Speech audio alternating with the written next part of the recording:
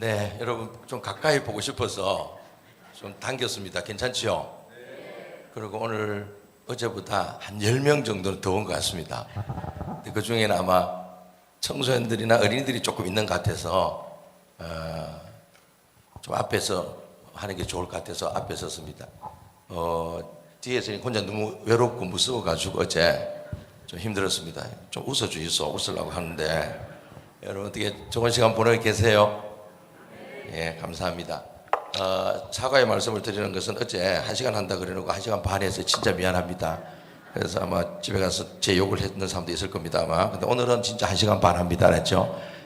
어차피 뭐 할 거예요. 우리 오늘 말씀 듣고 은혜 받고 내일 주일 또 예배 드리고 이러면 되잖아요. 그리고 이번에 힘드셨으면 다시는 안 부르면 됩니다. 알았죠? 그래서 장로님한테 얘기해서 박종국 강사는 이걸로 2번 부르지 맙시다. 이렇게 하면 돼요. 알았죠?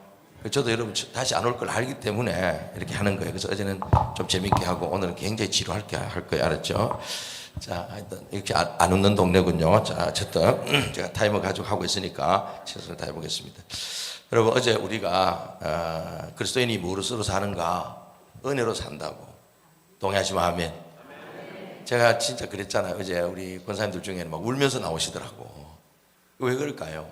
제가 이렇게 저희 역사가 있고 또 이렇게 나름대로 그 역사 속에서 교회가 한번 부흥을 경험하고 그래도 이 정도의 규모와 이런 은혜를 가지고 있는 교회들, 오늘도 보십시오. 여러분 제 교회는 찬양대도 방금 중창단 수준의 찬양이 안 나옵니다. 왜냐하면 이런 찬양은 역사가 있어야 돼요. 그리고 이게 무슨 음악을 전공했다고 이런 찬양이 나오는 게 아닙니다. 여러분 이건 진짜 교회 안에 이렇게 묵어진 역사와 은혜와 이런 게 나오는 거거든요. 제가 그냥 우리 교회 와서 한번 찬양대 하는 거 보세요. 우리는 듣는 사람이 괴롭다니까요. 그런데도 대부분 초신자들이니까 서주는 것에도 우리는 고마운 거예요. 진짜. 네, 우리 그 찬양팀도 여러분 얼마나 잘해요. 근데 우리 방송실에서 우리 음향팀들이 괴로워 죽어요. 왜냐하면 분명히 삑살이 나고 음을 못 잡고 음치인데 그 찬양팀 서 있는데 우리가 이게 초신자들 보고 하지마 이러지 못하거든요. 우린 지원하면 무조건 일단 다 하게 해줘요. 그러니까 이게 여러분 이게 일장일단이 있는 거예요. 그러니까 여러분 교회 없는 게 우리 교회 있고 우리 교회 없는 게 여러분 교회 있고 이런 거예요. 진짜예요. 이거 아셔야 돼요. 그러니까 이제 여러분 듣고 있으면은 부럽잖아요. 우리 교회 얘기들 매주 세례식 하고 막 매주 분까지 하고 이제 내일 제가 영상을 좀 보여드리겠지만 이제 이런 게 있다고. 그러니까 어제 워십 댄스도 얼마나 은혜로워요. 그게 진짜 세상 댄스하고 비슷한데도 2% 다른 뭐가 있거든요. 그 우리 교회는 왜 그런 팀 안 하냐? 시켜놓으면 이게 나이트클럽 춤인지 교회 춤인지 애매해. 왜 보통 거기서 놀다 온 사람들이 이제 그거 하기 때문에. 근데 어제 누가 봐도 이게 오히려 세상 사람들한테 그거 보여주면 뭐지 이런다고요. 그러니까 무슨 얘기를 제가 하고 싶으냐? 여러분 교회는 이미 은혜가 뭔지를 안다는 거예요. 제가 하나님의 은혜가 있어야 삽니다. 이 말 한마디에 다 아멘이 나오잖아요. 그럼 우리는 이 은혜가 뭐지? 심지어는 우리 그 은사 얘기하잖아요. 하나님께서 우리 은사 주셨다 이러면 우리 교회 여러분 은사 여러분 다 알잖아요. 하나님께서 우리에게 주신 아주 선물이고 사역하라고 주신 영적인 어떤 도구다. 다 안단 말이에요. 근데 우리는 딱 얘기하면 설명 안 하면 절반은 스승의 은사를 선생님으로 이제 세상 사람들 그러잖아요. 그렇게 알아듣는 사람이 있다니까요. 그러니까 여러분 교회가 얼마나 지금 이 은혜 가운데에 은혜를 경험한 사람들이 모인 교회인지를 여러분 일단 인정하시고 들어가야 돼요. 문제는 뭐냐? 그 은혜가 묵어가지고 이렇게 목사가 와서 설교해서 마치 묵은 땅을 일구듯이 이제 파헤쳐 주면 이제 이게 살아나는데 이게 일상 가운데 이제 작동을 안 한다는 거예요. 여러분 이 땅도 여러 가지 땅이 있잖아요. 성경에 보면은 옥토밭이 있고 그다음 가시밭길이 있고 돌짝밭이 있고 또 뭐지 하나? 있잖아요. 길가, 옥토, 가시밭, 돌짝. 우리 교회는 4개를 다 아는 사람이 목사도 모르고 교인도 몰라요. 그러니까 여러분 교회에 딱 나오잖아요. 근데 여러분 땅이 하나 더 있는 거 아세요? 묵은 땅이 있어요. 이 묵은 땅은 진짜 포크레인이 와서 한번 이렇게 뒤집어 주지 않으면은 안 돼요. 그러니까 미안한 얘기지만 여러분 교회는 은혜를 경험한 분들은 많은데 어쩌면 진짜 그 네 바 속에 어디에도 속하지 않는 묵은 땅이 분명히 있단 말이에요. 제 말 맞습니까? 안 맞습니까? 예, 이제 갈수록 제가 조금 강하게 얘기하고 갈 거예요. 알았죠? 왜? 어차피 안 볼 거니까. 왜냐면 어제는 왜 그렇게 좀 그래도 노력을 했냐. 용어를 썼습니다. 어제. 가니까 완전 옷이 다 젖었더라고요. 어제 열심히 안 하면 오늘 안 올 걸 내가 알거든요. 여러분 벌써 오늘 전화 돌렸잖아요. 그 들을만 하더라. 온다. 이럴 때가 그래도 10명 더 온 거야. 내가 딱 보니까. 근데 어제 죽 썼으면 오늘 진짜 이제 절반 남는 거야. 예. 근데 오늘은 이제 왔기 때문에 내일은 어차피 주일이라서 올 거란 말이에요. 그래서 오늘 세게 나갈 겁니다. 알았죠? 기대하십시오. 자, 근데 어쨌든 그러니까 여러분들이 그 은혜가 이제 작동돼야 된다고요. 그 작동되는 게 뭐냐? 내 중심으로 살지 않고 주님의 관심을 따라서 주님의 소원을 따라서 사는 인생이 되는 줄 믿습니다. 그래서 오늘 제가 설교 제목을 주님의 관심을 쫓는 사람들이라고 제가 적어봤어요. 여러분 제가 이렇게 보면요. 참 많은 교회들이 진짜 다 열심을 가지고 목회 사역해요. 나쁜 의도를 가지고 교회 사역을 하는 분 한 사람도 없습니다. 왜? 하나님 무서운 걸 알아요. 근데 문제는 뭐냐? 그 좋은 의도를 가지고 하지만 이 사역하는 방식이 또는 생각이 진짜 하나님의 생각과 하나님의 방법과 상관없다면 그것만큼 무서운 게 없습니다. 여러분 그거 아세요? 좋은 의도와 나쁜 생각이 만나면, 다시 말해 나쁜 생각이라는 게 불순한 생각이 아니라 성경적이지 않은 생각을 나쁜 생각으로 할게요. 그래서 이 좋은 의도와 나쁜 생각이 만나면 이게 갈지마오가 되는 거예요. 그래서 교회가 어려운 거예요, 사실은. 근데 교회는 주님의 관심을 따라서 가야 된단 말이에요. 근데 여러분들, 그래서 참 우리가 주님의 관심을 쫓아가는 게 굉장히 중요해요. 근데 대부분 뭐냐면 사람들은 자기가 좋아하는 것을 쫓게 돼 있어요. 여러분 제가 우리 교회 이제 22년 전에 부임을 했습니다. 물론 전도사로 그전에도 7년을 있었지만 제가 부임하고 나서 첫 번째 당의 안건이 뭐였는지 아세요? 제가 래프팅 보트 3대 구입하는 걸 안건을 냈어요. 당회에. 자, 통과됐을까요? 안 됐을까요? 예? 자신 있게 말해야 돼요. 뭐요? 그렇죠. 왜 안 된다고 말하죠. 여러분 당회에도 얘기해봐야 안 됐을까 하니까. 내가 봐도 지금 생각하면 내가 생각도 웃기는 거야. 근데 나는 내 생각만 한 거예요. 왜 그러냐면 제가 이 교회 담임으로 오기 전에 캐나다에서 공부하다가 어느 날 신문을 봤어요. 울산이 살기 좋은 도시 1위로 뽑혔다는 거야. 제가 적어도 군생활 할 때나 유학 가기 전까지는 울산은 그냥 공예 지역이었어요. 진짜 그 태화강이라는 강이 있었는데 그게 연어가 살고 제첩도 채취해서 먹고 이랬는데 그걸 다 못하게 됐거든요. 근데 이 어느 날 이제 지금은 이제 소위 이제 강이 회복되면서 지금은 제첩도 채취하고 연어가 올라옵니다. 저희 교회가 딱 태화강 상류에 있습니다. 그래서 바로 앞에가 생태관 박물관이 있어서 연어가 올라오는 걸 볼 수 있도록 만들어 놨습니다. 근데 여러분들, 내가 깜짝 놀란 거예요. 울산이 살기 좋은 도시 1위라고 누가 뽑았나 봤더니 PD들이 뽑았더라고요. 그러니까 PD라는 놈들이 볼 때 뭘 기준으로 삼았냐면 산과 바다와 강이 30분 이내에 있는 유일한 도시라는 거예요, 울산이. 예, 오늘 제가 어림지를 갔다 왔는데, 어림지 맞죠? 아름답대요. 눈이 와가지고 사진을 찍어서 보냈더니 제 멘토 목사님이 작품을 보냈다고 격찬을 하십니다. 진짜 멋지더라고. 울산은 진짜 그런 곳이 없다가 이제 이렇게 정말 좋아졌는데요. 그래서 제 생각에 제가 사실 담임 목사가 될 때 동기 중에 하나는 청소년 사역을 하던 사람이라 또 기독교 학교 운동을 하던 사람이라 제가 죽었다 깨라도 제가 후원 받아가지고는 안 되겠더라고. 그래서 담임이 돼가지고 그 자원과 그 재정을 좀 투입하면 되겠다 싶어서 이런 불순한 의도도 좀 있었거든요. 근데 교회 부임을 하고 보니까 걸어서 나가서 5분이면 태화강이 흘러. 30분만 가면 바다야.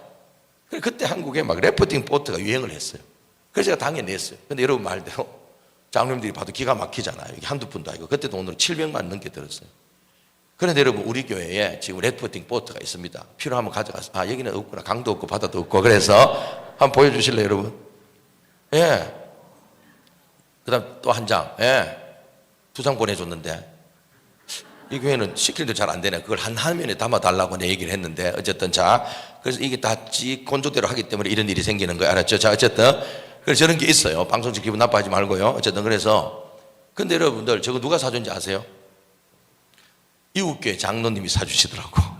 가끔 보면요, 자기 교회 목사님은 마음에 안 드는데 이웃교회 목사가 하는 짓을 보고 우리 목사도 저랬으면 좋겠다 하는 양반이 가끔 있어요. 그러니까 내가 이게 부결이 되고 나니까 그때부터 이제 다른 데마다 이 얘기를 한 거예요. 이제 래프팅 보트만 있으면 저는 이렇게 할 것 같습니다. 동네 애들 끌어모아가지고 내가 사역하겠습니다. 이랬더니 어느 날 본 적도 없는 장로님 한 분이 전화가 왔어요. 치과 의사예요. 지금도 교제하고 계신데 목사님 한번 만납시다 이러더라고. 그러더만은 목사님 그 래프팅 보트 하고 싶다면서요. 그 왜요? 이러더라고. 그래가지고 이제 자기께서 이렇다고. 그랬더니 자기가 해주겠대.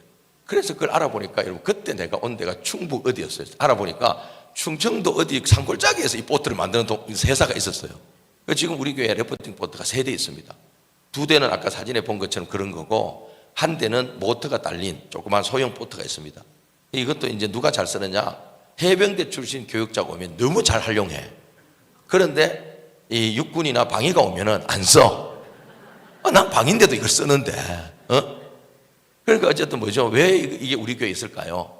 제가 청소년 사역에 관심이 있다 보니까 그것만 본 거예요. 근데 지금 생각하면 부끄러운 일이죠. 왜? 2가지가 문제가 있어요. 첫째, 내가 우리 교회 전체를 보고 부임을 했는데 청소년만 본 이게 잘못된 거야. 또 하나는 뭘까요?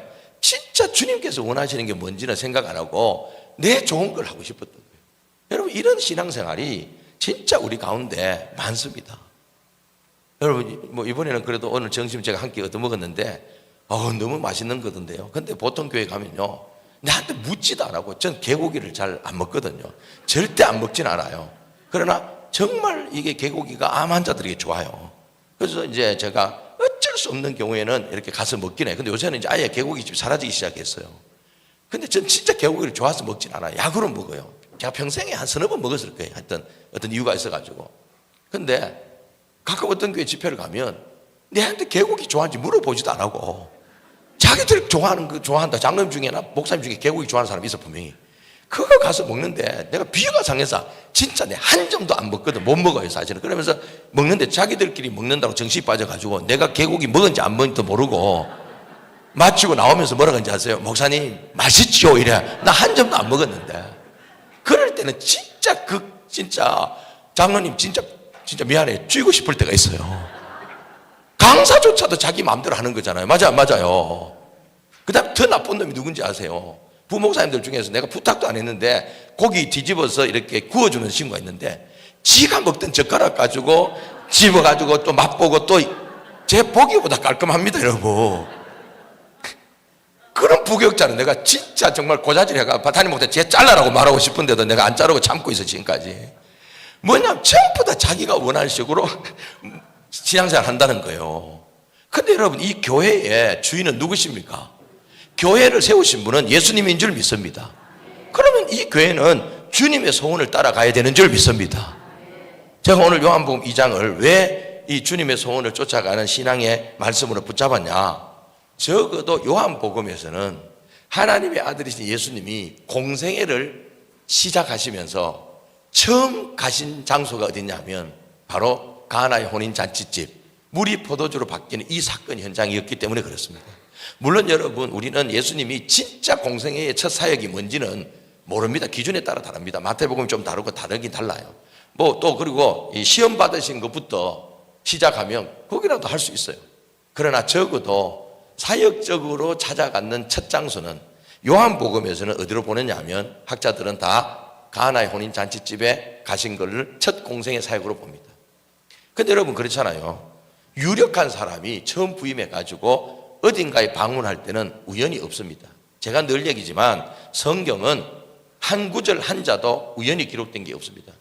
여러분 어제도 우리 사모님하고 들은 얘기했지만 여러분 어제 설교 중에 우리 목사님 그러더라고요. 아니 목사님이 나오미가 자식 손주 아는 걸 가지고 뭔 말씀을 풀으려고 하는고 이 생각이 들었대요. 근데 그게 족보하고 연결이 되는 순간 뭐죠? 제가 그 설교를 제가 그걸 묵상하다가 처음 발견했을 때 전율이 느껴졌거든요. 여러분 가끔 성경에는 이런 게 많습니다. 여러분 이런 생각 안 돼서 노아 홍수가 났을 때 무드셀라가 969살이나 살았잖아요. 도대체 이 사람은 홍수 때 죽었을까 살았을까 궁금하잖아요. 그래서 제가 앉아가 할 짓이 없어가지고 나이 계산을 다 해봤더니 기가 막힌 게 뭔지 아세요?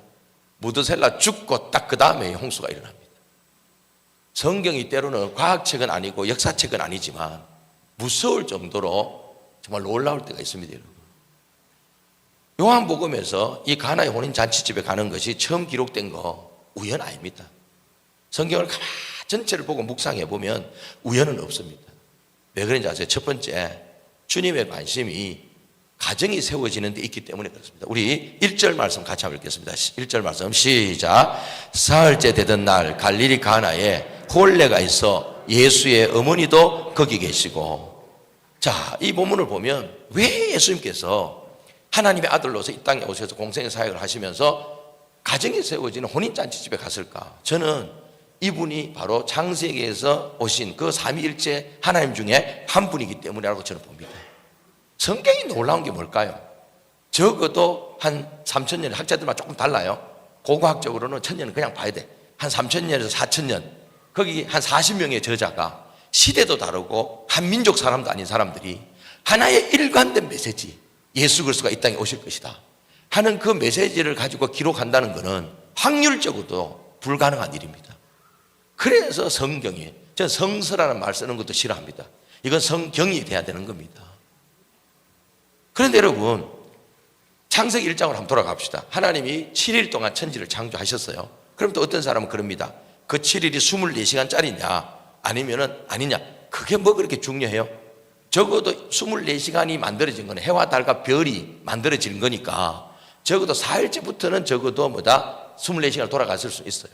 그러나 첫째 날, 둘째 날, 셋째 날은 24시간 아닐 가능성도 있어요.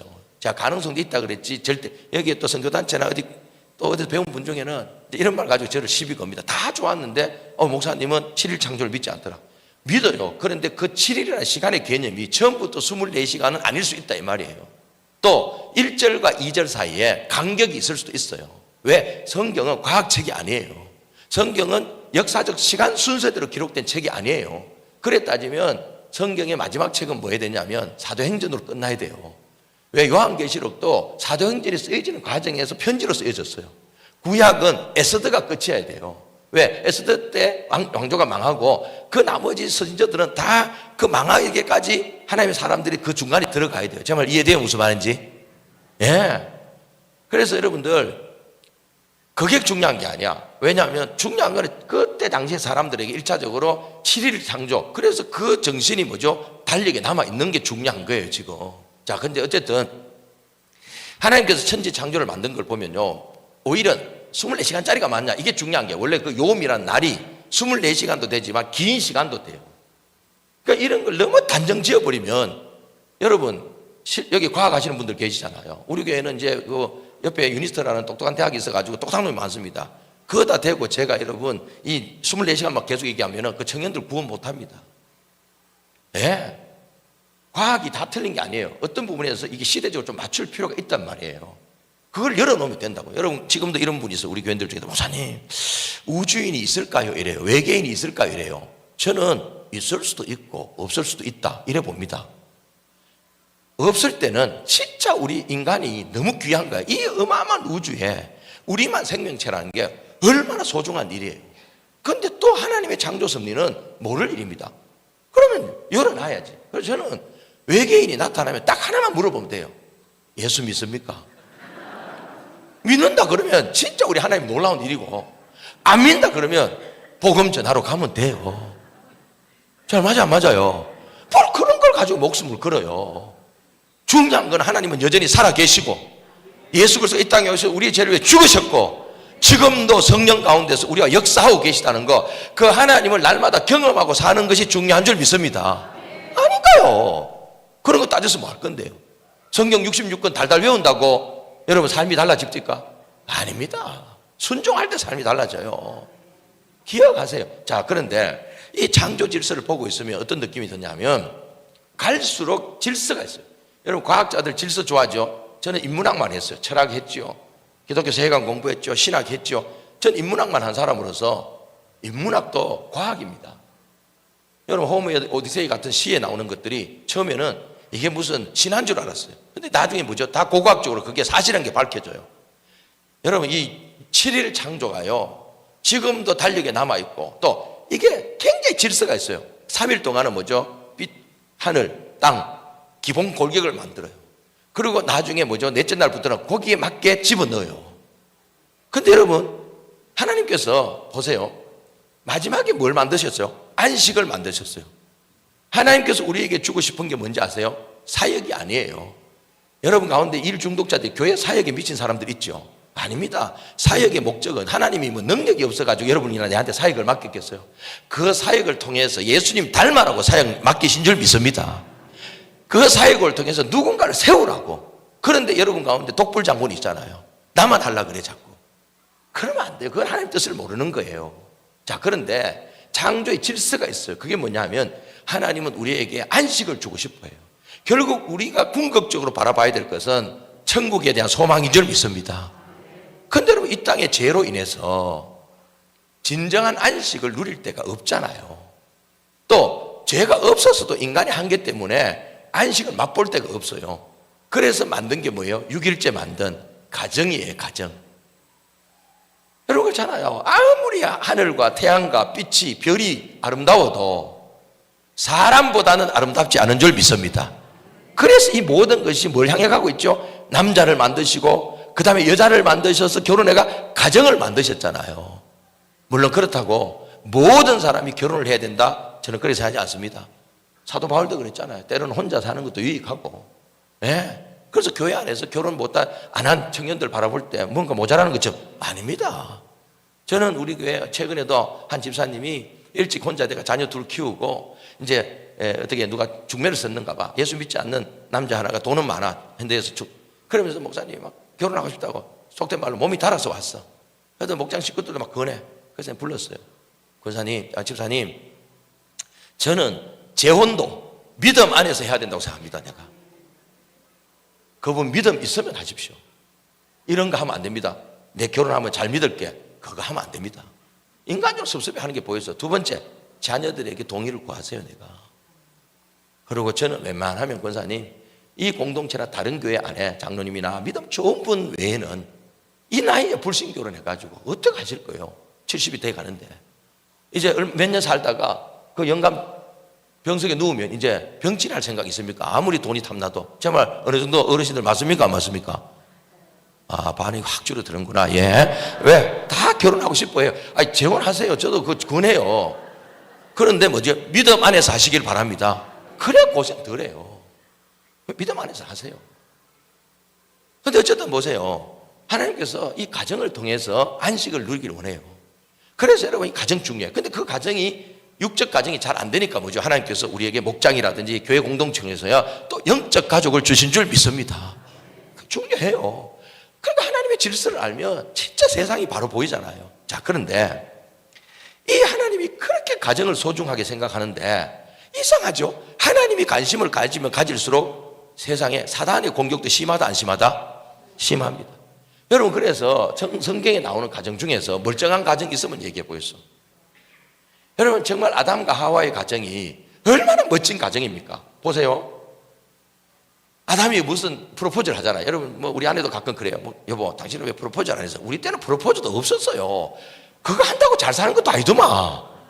그 우리 교회 이제 전도사님 내가 이제 결혼을 지금 주례를 꽤 많이 했거든요. 근데 두 번째 주례한 사람이 누구냐? 우리 교회에서 지금 내가 하고 17년째 사역하고 있는 우리 전사가 하나 있어.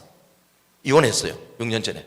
그래가지고 다시 고립의 시간을 갖다가 애들하고 불쌍해가 이제 같이 사역을 하고 있는데, 이 친구가 내가 두 번째 주례를 했는데 제가 39살 때 두 번째 주례를 했다니까 벌써. 근데 어느 날 목사님 예배당 이 본당을 좀 쓸 수 있게 해달라는 거예요. 왜? 이랬더니 프로포즈를 해야 되겠다는 거예요. 그래서 나중에 가봤더니 완전 불나기 직전이더라고. 예배당도 작은데 온 데다 촛불을 하트 모양을 그리고 미친 짓을 해놔가지고 그래가 했는데 결국 이혼했다니까. 교육자 가정이. 그때부터 내가 프로포즈 못하겠다니까 교회에서. 프로포즈 안 하면 우리 부부는 이렇게 잘 살잖아. 30년 이상. 왜 그런지 아세요? 아담 할아버지가 너무 프로포즈를 잘해버렸어요. 뭐예요? 이는 내 뼈 중에 뼈요 살 중에 살이다. 이보다 더한 프로포즈가 있냐고요? 없잖아요. 그런데 그렇게 해놓고 왜 살았습니까? 보세요. 사단이 역사하시니까 나 진짜 정말 천국 가면 아담 할아버지한테 묻고 싶어. 저는 천국 가면 버킷리스트가 몇 가지 있어. 성경 설교 준비하다 궁금한 거 질문하고 싶은 것들을 만들어 놓은 거 있고 만나야 될 인간들이 있어. 그 중에 한 사람이 누구냐? 내가 진짜 좋아하는 사람 중에 한 사람이 야곱이야. 왜? 내가 야곱하고 너무 닮았더라고. 성경 인물 중에 내가 제일 좋아하는 사람이 야곱이에요. 왜? 너무 닮아가지고. 근데 아담 할아버지를 만나면 묻고 싶어. 할배, 왜 그때 그렇게 대답했냐고. 보세요. 하나님이 아담에게 뭐라 그러죠? 누가 너더러 이 선악과를 따먹게 했냐고 물어요, 안 물어요? 하나님이 몰라서 물었을까요? 하나님이 그분의 성품이 뭐예요? 전지하신 하나님이야. 전지현이가 아니고 모르는 게 있으면 하나님이 아니지. 맞아요, 맞아요. 못할 일이 있으면 전지전능이 그분의 첫 번째 속성이에요. 근데 왜 물었을까요? 알고 물을 때는 진실을 듣고 싶은 거예요. 또 듣고 싶은 말이 있는 거예요. 맞아요, 맞아요. 여러분들 남편한테 당신 오늘 조금 이상하다, 뭐 딴짓했나? 왜 물어요? 딴짓한 느낌이 있잖아. 근데 솔직히 말해주기를 바라는 거야. 솔직히 말해라. 이 돈 어디서 났노? 이 뇌물. 자녀들 여러분 솔직히 한번 애들 제가 셋인데요. 셋 키워보면 어느 놈이 노래 잘하고 어느 놈이 미술 잘하고 어느 놈이 지갑에 손댈 놈인지 안다 모른다? 대충 알잖아요. 근데 여러분 뭐죠? 아, 지갑이 보니까 비어. 근데 여러분 큰 소리 뻥뻥 치잖아요. 어느 놈인지 내가 안 볼 테니까 내일 아침까지 지갑에 갖다 놔. 그리고 이실 짓고 해. 왜 그래요? 자백을 통해서 스스로 고백하고 돌이키라고 하시는 줄 믿습니다. 맞아, 맞아요.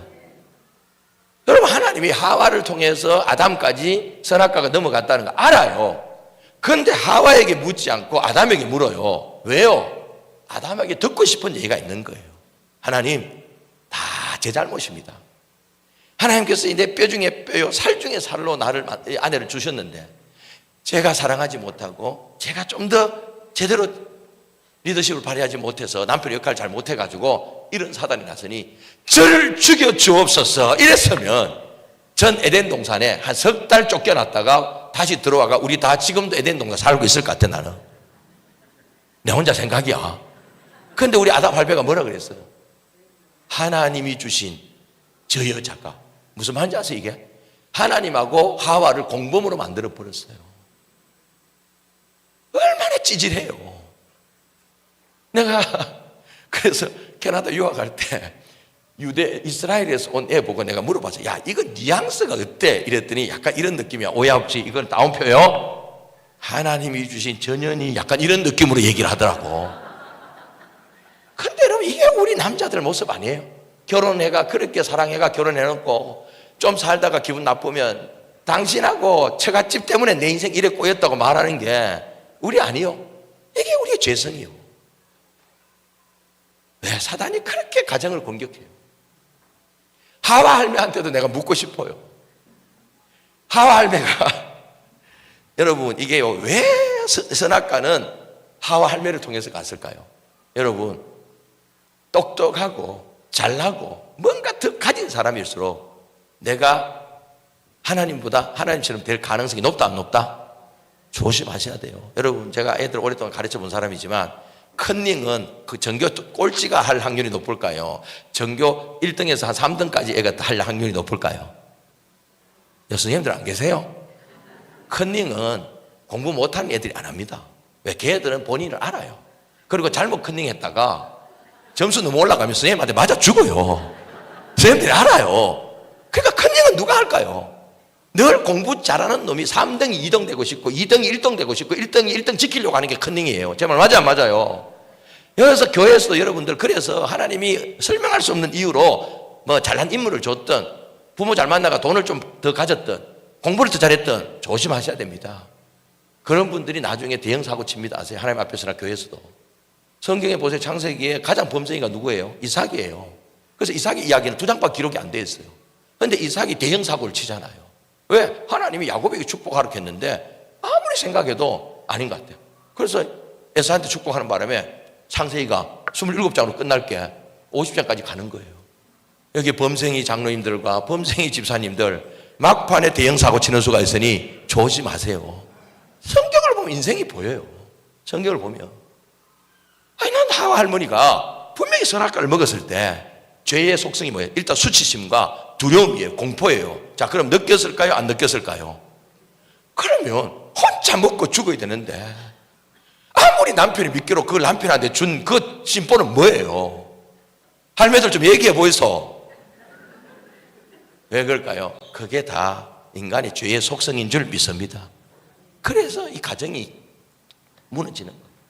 아담과 하와 가정이 저는 선악과 이후로 아담 할배하고 하와 할머니는 각방 썼을 가능성이 저는 높다고 생각합니다. 자, 또 성경에서 꽤 괜찮게 세워진 가정이 하나 있어요. 누구죠? 이삭과 리브가의 가정이에요. 진짜 그들은 기도하고 만났잖아요. 하나님이 점지해 줬잖아요. 맞죠? 우선 여러분 교회는 성경을 많이 읽어서 다 이해하잖아요. 맞아요. 그런데 그 가정 의외되죠. 막장 드라마를 쓴 첫 번째 가정이요. 그 가정이. 하나님이 분명히 태중에 있을 때 신탁을 줬잖아요. 큰 자가 어린 자를 섬길 거다. 이게 무슨 말인지 아세요? 애써 버렸다는 얘기가 아니에요. 세상은 다 큰 자가 작은 자를 지배하는 약육강식의 시대에 너희들은 큰 자가 어린 자를 섬기라 보여봐 이거예요. 근데 뭐죠? 이삭이 그렇게 하나님께 순종 잘했던 이삭이 막판에 딱 보니까 이 야곱은 둘째 아들은 70이 될 때까지 직업이 없었어요. 여러분 그 주일학교 때 애들 가르치잖아요. 팥죽 사건. 그때 이삭의 나이가 야곱의 나이가 몇 살인지 아세요? 70살입니다. 이게 주일학교 들어놓으니까 전부 다 어릴 때 사고 친 줄 알아요. 아닙니다. 야곱이 70대까지 직업이 뭔지 몰랐어요. 엄마 팥죽 끓이면 그 옆에 앉아가지고 그냥 불쏘시개로 불이나 지펴주고 이랬다니까. 에서는 뭐예요? 이미 결혼해가지고 성경에 뭐라 털이 많고 사냥꾼이라 요즘 말 펀드 매니저와 같은 거야. 처녀들이 줄줄 따랐다고. 자, 근데 이삭이 가만 죽을 때가 됐는데 죽을 때도 안 됐어요. 왜? 이삭이 눈이 멀어가지고 내가 이제 죽을 때가 돼 착각을. 그러고도 이삭이 10몇 년을 더 삽니다. 여러분 신체적으로 약점이 온다고 여기 장로님 권사님들 내 이제 곧 죽을란다. 안 죽습니다. 앞으로 그 20년 30년 더 삽니다. 아세요? 진짜 죽을 때는 언제 가냐? 식음 입맛이 떨어져야 죽습니다. 아세요? 눈은 멀었는데 아들이 잡아준 고기 다 먹잖아요. 죽을 때 아닙니다. 아세요? 반응 좀 해주이소. 그래가지고 어떻게 돼요? 도저히 자기 생각으로 이 세상 누룩이 들어가 버리니까 영안이 흐려지니까 어때요? 야곱 가족은 잘 안 된다. 그래서 뭐죠? 하나님도 이건 실수하신 것 같다. 애써 보고 사냥해서 잡아오는. 그런데 여러분 태교는 소위 말해서 뱃속에 있을 때 그 꿈꾸는 걸 뭐라 그러죠? 태몽은 남자가 꾸요 여자가 꾸요. 여자들이 훨씬 잘 기억해. 근데 이 리브가가 가만히 엿들어 보니까 이 영감이 노망이 들었거든. 하나님이 분명히 야곱이라 그랬는데 이거 에서를 준다고? 그러니까 뭐야? 또 영적인 게 발동을 해. 그래가지고 어떻게? 내가 막아야지 해가지고 양을 잡아가지고 둘째 아들한테 덮어 씌워가지고 그렇게 보내. 여러분 하나님이 가장이 실수하고 이럴 때는요 하나님의 방법으로 막아야지. 그거를 이루겠다고 트릭을 쓰면 그건 남편하고 똑같은 거예요. 제 말 이해돼요? 무슨 말인지? 리브가 들어가서 날 죽여라 당신 이거 아니다 하고 들어누워야지. 그걸 속여가지고 하니 문제가 생기잖아요. 그래서 유명한 명언이 나오잖아요. 뭐죠? 2번이나 이삭이 야곱에게 물어요. 네가 내 아들 에스가 맞냐고. 하나님이 묻는 거잖아. 2번 물을 때는. 그러니까 이놈이 맞다 그러니까 그때 이삭이 유명한 말을 합니다. 뭐라 그러죠? 손은 에서의 손이로되. 왜? 털이 많으니까. 목소리는 야곱의 목소리로다. 이게 예수 하나님의 마음을 쫓지 않는 인간에게 나타나는 모순입니다. 손이 에서의 손이며 목소리도 에서의 목소리가 나와야 그게 그리스도인이라는 거예요. 오늘 한국 교회가 왜 이렇게 욕을 얻어먹을까요?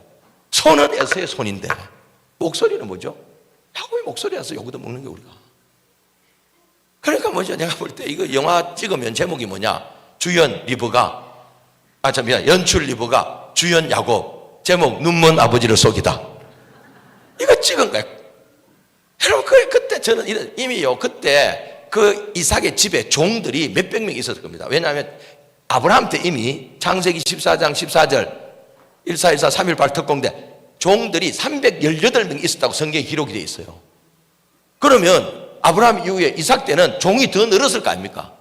저는 그 종들이 그날 그 모습을 지켜보고 있으면 기가 막혔을 것 같아요. 여러분 안 그래요?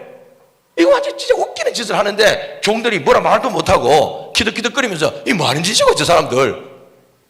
여러분 우리가 하나님의 영이 떠나면 우리는 믿음으로 열심을 내는지 몰라도 안 믿는 사람이나 상식적인 선에 있는 사람들이 볼 때는 진짜 이상한 거예요. 제 말 동의되면 아멘.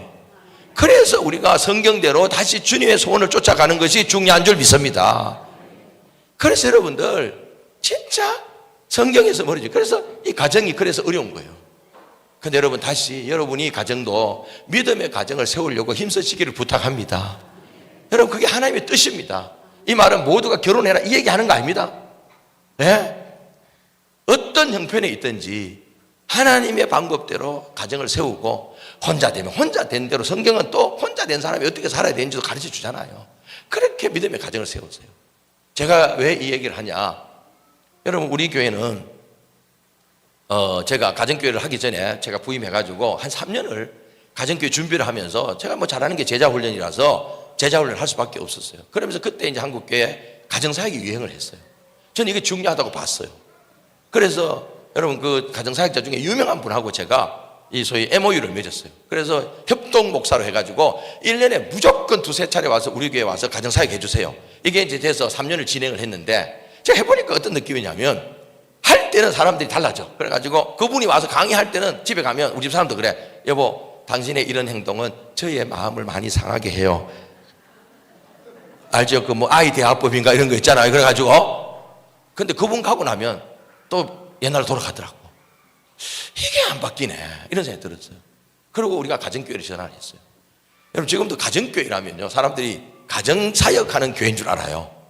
그러니까 지금도 5월달 되면 저한테 연락이 옵니다. 일반교회에서. 목사님, 가정사역 하시죠? 저희 교회 오셔서 5월달 특강을 하나 해달래요. 그래서 아니요, 저는 가정사역자가 아닙니다, 내가. 근데 놀라운 일이 뭔지 아세요?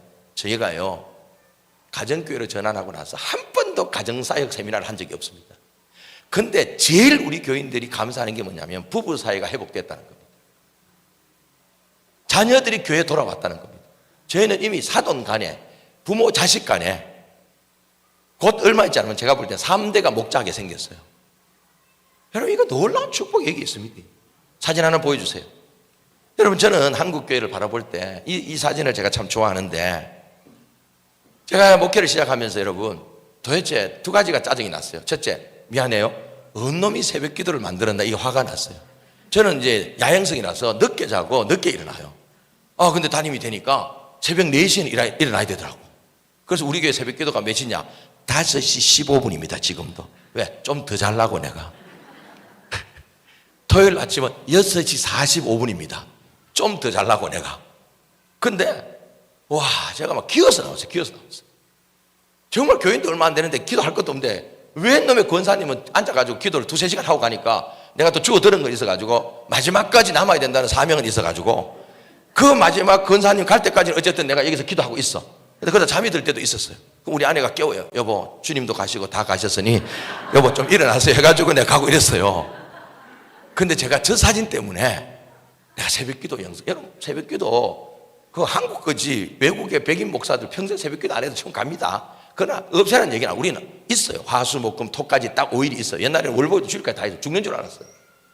월요일은 왜 새벽기도 안 하느냐? 생각해 보세요. 주일날 그렇게 은혜롭게 예배 드려도 살아는 봐야 될 거 아닙니까? 그래서 우리는 월요일날 새벽기도 나오겠다는 권사님들은 열쇠를 만들어 줍니다. 근데 아무도 안 나와. 처음에 좀 나오더만. 한번 설문조사를 해봤어. 내가 잘한 것 중에 뭐가 있냐? 월요일 새벽기도 없앤 거 제일 잘했다고 1위로 나온 적도 있어요. 진짜 정말. 그래가지고 그다음 뭐 금요철야 없애는 것 때문에, 우리 목장 때문에. 금요철야는 순복음 교단의 문화지 장로교 문화가 아닙니다. 아세요? 우리는 수요 기도회가 있다고요. 수요 기도회가. 오케이, 자, 흥분해서 미안해요. 자, 어쨌든 제가 저 사진을 만나면서 하나의 이야기가 확 떠올랐어요.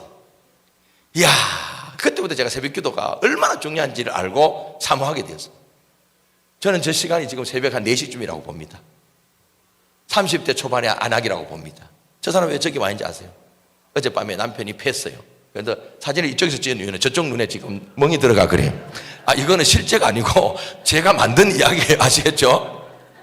근데 이런 얘기하면 꼭 우는 권사님이 있다니까. 권사님, 목사님, 내 얘기입니다. 우리 집안 얘기입니다. 한국교회가 어떻게 부흥했냐? 저 사진에 담겨 있다니까. 그리고 한국교회 어떻게 망했냐? 저 사진에 담겨 있다니까. 여러분, 근데 저 안악이 어느 날 장로님, 목사님, 권사님, 선교사님 통해서 예수를 알아버렸네. 그런데 이 교회 간다 하면 남편이 성경책 불질러 버릴 거고 펴니까 그나마 갈 수 있는 시간이 새벽 4시야. 왜? 어떤 술꾼도 새벽 2시부터 한 3시부터 5시까지 골아떨어지게 되어 있습니다. 저는 그래서 만들어진 게 새벽 기도라고 생각해. 그때 하면 하나님을 만날 시간이 없어. 농사도 지어야 되는데. 그런데 저 아들 2놈이 따라왔어요. 둘째 놈은 처음부터 업고 올 생각이었습니다. 왜? 이놈이 일어나가지고 울면 이게 보통 일이 아니야. 근데 첫째 놈은 왜 저러고 있냐? 부부싸움 하면 그 다음에 엄마가 자꾸 집을 나가니까 불안해가 잘 수가 없었던 거예요. 그래가지고 부부싸움 하는 이불 밑에서 밤새도록 이제 엄마가 아침 나가면 안 되는데 싶어가지고 이따가 따라 나온 거예요. 참 슬픈 일이야. 이게 남자들, 우리 남자들 좀 잘합시다. 어쩌다 한국 교회가 이렇게 여자 중심이 됐어요. 아버지, 남편, 엄마 중심이 돼. 아버지 중심으로 가야지. 성경은 다 가장 중심으로 가고 있는데, 그 우리 교회는 새벽기도에 남자가 더 많거든요. 저는 자매님이 자라 그래. 목자들 나오라고 제가. 아버지가 나오라고 내가. 그런데 여러분, 아이들이 기도를 듣고 자랍니다. 여러분, 부모의 기도를 듣고 자라는 게 굉장히 중요합니다. 여러분, 보통 부부 싸움을 했어요. 아이들만큼 사랑과 공의가 제대로 자리 잡은 애들이 없습니다. 사춘기 때는 공의가 하나님보다 더 위에 있잖아요. 지는 그래 안 사는 게 엄마 아버지 약점을 얼마나 잘 잡아내. 근데 보세요. 분명히 아버지가 강자야. 엄마를 패했어. 극단적으로. 그럼 엄마가 이렇게 기도해야 되잖아요. 하나님, 저는 못 삽니다. 애기 아빠하고. 죽여주이소. 이라든지 아니면 저는 이제 집 나갑니다. 이래야 되잖아요. 자, 근데 저 시대에, 흑백 시대에 그렇게 기도했을까요? 안 그렇게 기도했을까요? 뭐 요새는 뭐죠? 아예 나오지도 않지. 문제가 생겨도 새벽에 안 나오지. 그게 문제예요. 제가 볼 때 고난과 갈등이 올 때 새벽 재단이 엎어지기만 하면 살아요. 근데 그런 사람도 없잖아요. 근데 보통 어떻게 돼요? 애들 앞에서 남편 욕하잖아요. 저는 아버지의 권위는 엄마가 다 무너뜨린다고 봅니다. 근데 엄마가 뭐라고 기도했을까요? 하나님, 애기 아빠가 정말 가장으로서 잘하고 싶은데 시대가 힘들어서 실업률도 높고 어떻게 사랑할지를 몰라서 이런 것 같으니 하나님 아버지, 제가 잘 섬기겠습니다. 우리 남편도 하나님만 만나면 인생 달라질 줄 믿습니다. 하나님 도와주옵소서. 애들이 충격을 받는 거예요. 이거 아닌데. 그러면서 애들 데리고 엄마가 집에 가서 뭐 하죠?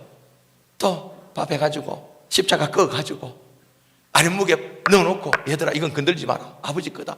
그리고 아버지한테 너무 잘하는 거예요. 애들이 어떤 생각이 들까요? 아버지를 하나님께서 우리 자녀들에게 주신 좋은 마음이 뭔지 아세요? 다른 집 부모하고 우리 부모를 비교하지 않는 마음 주신 거 감사한 줄 알아서. 내가 애들 만나보니까 그런 마음 먹는 애 없더라니까. 내가 우리 교회 아이가 하도 힘들어 보여가지고 엄마는 아버지가 알코올 중독 때문에 지 놔두고 도망간 애가 있어요. 우리 청소년 목자해. 이 아버지는 지금도 사술 안 먹으면 막 그때부터 막 엉망이야. 그래서 어느 날 불러서, 얘야, 너 아버지 바꾸고 싶지? 이랬더니 아니라더라. 난 그러지 않아. 맞아요, 목사님. 우리 아버지 버리고 목사님 양자로 입양해 주세요. 이러면 내 양자로 입양해 줄 마음도 있었는데 하나님이 그 마음을 주신 거라. 또 하나는 뭔지 아세요, 여러분들? 아버지가 아무리 미워도 팰 마음까지는 안 줘. 그러니까 집에 아버지가 폭군이라는 것도 알아. 문제가 있다는 거 알아. 그런데 뭐죠? 아버지를 어떻게 할 수 없으니까 얘들이 그 약한 엄마에게 힘을 좀 보태주죠. 하나님의 공의가 작동하는 거야. 그래서 어떻게? 엄마가 원하는 게 뭘까? 교회에 나가주는 거.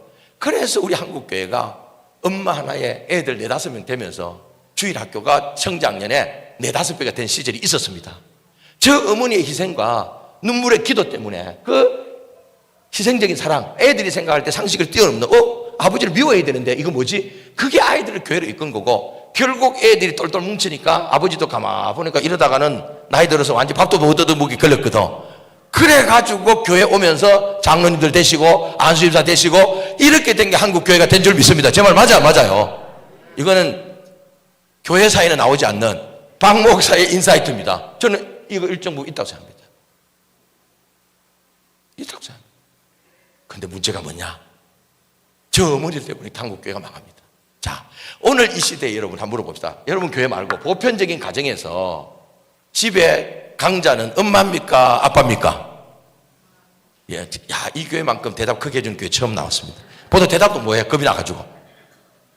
보편적으로 지금은 엄마가 강하다는 거 애들이 다 느낍니다. 안방 이럴 때 엄마 방이라고 느낄까요? 아빠 방이라고 느낄까요? 아빠 방 없습니다. 아파트 이게 문제. 옛날처럼 사랑방으로 한옥으로 갔어야 됐어.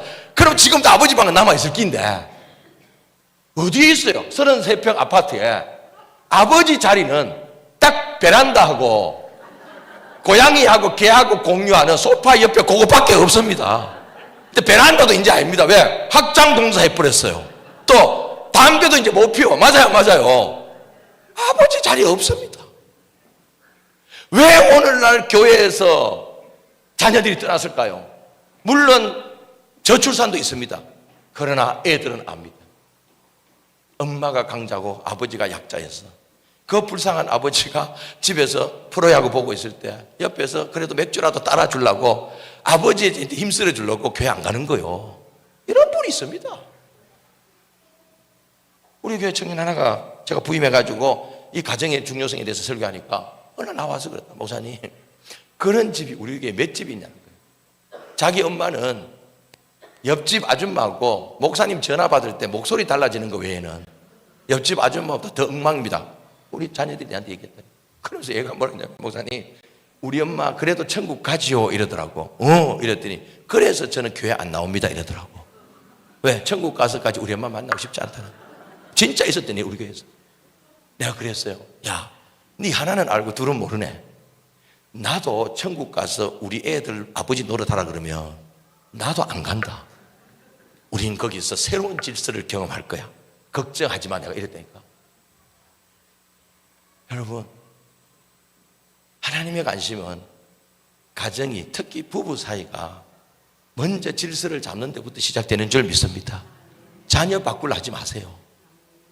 남편은 남편의 역할을 찾으세요. 그게 뭐예요? 아내를 내 몸처럼 사랑하는 겁니다. 여기도 아마 남자 성도들 중에 진짜 자기 몸을 끔찍히 사랑하고 냉장고에 자기만 먹는 양 넣어놓고 먹는 사람이 있을 거예요 아마. 그게 뭐예요 쪽팔리게. 나도 먹고 와이프도 주면 되잖아요. 진짜 그런 사람이 있다니까. 우리 교회에 있었다니까. 내가 봐도 찌질하더라니까. 진짜 전쟁 나면 그 양반은 대표가 떨어지면 혼자 살겠다고 숨겠더라고 내가 보니까. 그게 뭐예요 그게. 윤석열이도 아닌 것이. 미안해요. 또 보세요 여러분들. 아내 여러분, 진짜 남편을 순종합니까? 그럼 이렇게 말하더라고. 목사님 정도만 되면 내 순종한다 그러다. 내가 그랬습니다. 당신 같은 여자 한 트럭 줘도 내 안 삽니다 이랬어요. 당신 남편이니까 당신 데리고 사는 줄 아세요? 내가 이랬다고요. 맞아요. 여러분 제 아내한테 물어보세요. 제가 존경을 할 만해서 사는가? 저는 절대 이혼하면 안 됩니다. 우리 아내가 이혼하고 인터넷에 글 하나 올리면 제 인생 끝납니다. 근데 우리 아내가 하나님의 사랑으로 아이들 살리자고 또 자기 살자고 저를 존중해 주는 것 뿐입니다. 여러분, 이 순종과 사랑이 먼저입니다. 남편이 아내를 먼저 사랑하셔야 됩니다. 사랑과 순종으로 먼저 부부가 변해 보십시오. 그러면 자녀들은 변합니다. 자녀는 누가 뭐래도 아버지는 아버지답기를 원하고 엄마는 엄마답기를 원하는 줄을 믿으시기 바랍니다. 진짜입니다. 근데 그게 목자 목녀의 삶을 살 때 질서가 잡혀요. 여러분, 그래도 목회자 가정이 왜 그래도 사모님들이 그래도 덜 벨날까요? 교인들이 다 보고 있으니까. 그래서 집에서는 어떤지 몰라도 교인들 앞에서는 남편을 존중할 수밖에 없어요. 근데 그게 자녀들을 살립니다. 여러분, 오늘 이 주님의 관심이 가정이 세워진지 알고 저는 여러분의 교회가 먼저 가정을 살리는 교회 되기를 소망합니다. 우리 가정부터. 그러면 어떻게 되냐? 제가 오래 목회를 하고 책을 보면서 부부 사이에 어떤 감정이 갈수록 만들어져야 되냐면 딱 요겁니다. 고마움과 미안함이 서로에게 있으면 그 집은 됩니다. 뭐가 고마울까요? 저는 진짜 처음에는 몰라서 내가 잘난 줄 알았어요. 근데 살아보니까 내가 보통 별난 놈이 아니라는 걸 목회를 하면서 알게 됐어요. 우리 교회 여자들 다 봐도 나를 이해하고 품어줄 여자는 우리 아내밖에 없다는 사실이 너무 고마웠어요. 또 나만 나가지고 진짜 고생한 게 너무 미안했어요. 저는 그래서 저도 모르게 언제부턴가 제 입에 이게 달렸어요. 고맙다고, 미안하다고. 근데 이게 우리 교인들을 향한 제 마음이에요. 제가 진짜 우리 교인들이 저 같은 목사를 담임으로 20년 넘게 인정해 준 게 너무 고맙고, 내보다 더 좋은 목사 왔으면 얼마나 좋았을까? 미안하고. 저희 교회는 그래서 부부 사이에 그게 있습니다. 고마움과 미안함을 표현하라고. 여러분, 이런 교회 되기를 진심으로 부탁드립니다. 아멘. 두 번째, 아이고 가정의 시간 너무 많이 썼다. 그러나 뭐 할 수 없다. 자, 주님의 관심은 이제 어디 있냐? 영혼 구원하여 제자들이 세워지는 데 있었습니다. 11절 말씀 같이 한번 읽겠습니다. 시작. 예수께서 이 첫 표적을 갈릴리 가나에서 행하여 그의 영광을 나타내심에 제자들이 그를 믿으니라.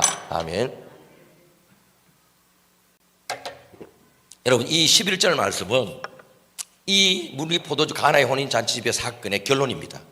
근데 좀 재미나지 않아요? 만약에 우리가 생각할 때 이 무리 포도주 바뀌는 사건이 주 메시지라면 이렇게 끝나야 되잖아요. 예수님은 하나님의 아들로서 물을 포도주 바꿀 수 있는 능력이 하나님이다. 표적을 만들 수 있는 하나님이다. 이래야 돼야 되잖아요. 근데 그렇지 않아요. 표적력이 나와요. 자, 보세요. 예수께서 이 첫 표적을, 이 표적이 뭐예요? 물이 포도주로 바뀌는 이 표적이에요. 요한복음은 흔히 말해서 표적의 책이라 그래요. 그래서 요한복음은 전체를 딱 보면 7가지 표적이 계속 이어지게 되어 있습니다. 자, 이걸 통해서 하나님께서 우리에게 보여주시는 게 뭔지 아세요? 교회는 표적, 이적, 기적 이 말을 자꾸 어렵게 생각하는데 우리 교회에서는 처음 믿는 분들도 얼마 안 있으면 이걸 받아들여요. 그게 뭔지 아세요? 따라합시다. 설명할 수 없는 일. 그러니까 이거는 하나님이 아니면 설명이 안 되는 일이 있어요, 없어요? 크든 작든 이게 표적입니다. 여러분 솔직한 말로 이 중에 지금까지 어떤 식으로든지 하나님이 아니면 설명되지 않는 표적을 보지 않았다면 지금까지 신앙생활 지켰겠습니까? 아닐 겁니다. 우리는 어쨌든 크든 작든 하나님이 아니면 설명이 안 되는 표적을 경험한 줄 믿습니다. 맞아 안 맞아요? 예, 여러분 정말 신기하거든요. 저희 교회는 아까 말씀드린 대로 50% 이상이 다 우리 교회에서 처음 예수를 믿은 사람이에요. 제가 무슨 능력 있는 목사도 아닙니다. 그저 말씀 열심히 전하고 그 다음에 기도하고 때로는 이게 들어주시겠나 싶은 것도 기도하고 하나님이 하락하는 것뿐이에요. 그 다음에 뭐죠? 열심히 제가 성경대로 살려고 노력하고 우리 교인들 힘들지만 바른 소리 해서 바로 잡으려고 하고 이거 한 것뿐이에요. 근데 한 번씩 제가 이런 생각이 들어요. 야, 이렇게 하는데 저분들이 하나님이 경험되어질까? 하나님이 믿어질까? 이 생각 들어요. 근데 놀라운 게 뭐냐면 희한하게 간증을 할 때 보면 하나님을 경험했는 간증을 얘기해. 표적을 본 걸 얘기를 해. 경험한 걸 얘기를 해. 너무너무 제가 그게 놀라워요. 그게 뭘까요? 하나님이 진짜 우리 삶 가운데 표적을 허락하시는 줄 믿습니다. 그게 없었다면 우리 교회는 36년 동안 올 수가 없었고 여러분 교회도 뭐 40년, 50년 올라도 없을 겁니다. 근데 문제는 이게 일상이 되고 적어도 돌아가면서 이게 나타나야 돼요. 근데 옛날 얘기잖아요. 이제 요새 무슨 표적이 있어? 이게 문제입니다. 여러분 표적은요 신앙생활에 반드시 필요합니다. 아멘. 그런데 요한복음이 가르치는 게 뭔지 아세요? 표적 자체가 신앙생활의 목적이 되어서는 안 된다는 겁니다. 여러분 그런 분 있습니다. 방언이 목적이요 치유 자체가 목적이고 그냥 기도 자체가 목적이고 심지어는 예배가 목적인 분도 있어요. 여러분 이거는 다 도구입니다. 도구입니다. 오늘도 보세요. 표적을 나타내리라 이게 안 끝나잖아요. 이 표적을 갈릴리 가나에서 행하여 이랬잖아요. 이게 뭐냐 영어로 in order to 도구예요. 표적이 도구가 돼야 돼요. 그 표적이 하나님의 그 표적을 통해서 그 표적 자체가 목적이 됩니다. 그래서 여러분 제가 늘 얘기하지만 성경이 아무리 좋아도 순종이 없고 삶이 바뀌지 않는 율법주의 소위 말해서 종교주의 그분들하고 제일 교회 위험한 사람이 누구냐? 은사주의자들입니다. 조심하셔야 돼요. 제가 그래도 4대째 예수 믿는 집에 목사들을 태어나가지고 얼마나 많은 걸 받겠어요. 제가 볼 때 말씀이 아무리 귀해도 말씀 하는 분들 치고 끝이 좋은 사람 못 봤습니다. 진짜입니다. 교만해져요. 성경을 우리에게 주신 목적은 순종해서 삶을 바꾸라고 주신 겁니다. 아멘. 66권 다 몰라도 돼요. 그래서 여러분 우리에게 기도를 주신 이유가 뭘까요? 표적이 필요하기 때문에 줬지만 그러다 그 표적 자체가 신앙생활의 목적이 되면 그때부터 이제 찾아다니잖아요. 결국 여러분 저 신천지와 이런데 JMS에 빠져있는 사람들 대부분이 기존교회 신자들 아니에요? 뭐 좋아했던? 은사 좋아했던 사람 아니에요? 근데 그 은사가 조작된다는 걸 모르잖아요. 또 사단이 역사하면 은사는 더 강하게 나타납니다. 표적은 필요하지만 표적을 통해서 뭐가 나타나냐 보세요. 갈릴리 가서 표적을 행하여 따라합시다. 그의 영광을 나타내시매 표적을 통해서 하나님이 드러나야 될 줄 믿습니다. 사람들이 볼 때 하나님이 하셨다고 이렇게 말해줘요. 근데 우리는 말은 그렇게 해요. 하나님이 하셨다고. 근데 결국 뭐예요? 에이, 결국 본인 생색 다 내잖아요. 본인이 다 해놓고는 하나님 하셨다고 말은 그렇게 해. 이미 본인도 알고 다른 사람이 봐도 알아. 저분은 자기를 드러내고 있다는 거를. 이게 무서운 거예요. 여러분 진짜 이 집회 뒤에 저는 잊으셔야 됩니다. 이 집회 뒤에 여러분은 여러분의 담임 목사 중심으로 하나 되는 교회가 되어야 됩니다. 아멘. 근데 여러분 놀라운 게 뭐냐면 우리 장로교는 소유리 문답 다 공부는 안 해도 알잖아요. 인생의 목적이 무엇이뇨? 하나님을 영화롭게 하는 거다. 저는 그게 어릴 때부터 하도 교육을 받아가지고 제가 이제 27살 때 하나님을 인격적으로 만나고 제가 진짜 열심히 살면 하나님의 영광이 더해지는 줄 알았습니다. 그런데 이 본문을 어느 날 보다가 이야, 내가 큰 착각을 했구나. 여러분, 하나님은 더 이상 영광이 필요한 분이 아닌 줄 믿습니다. 아멘. 적다니까. 아니요, 하나님은 더 이상 영광이 필요하지 않습니다. 그러면 그분은 하나님이 아니에요.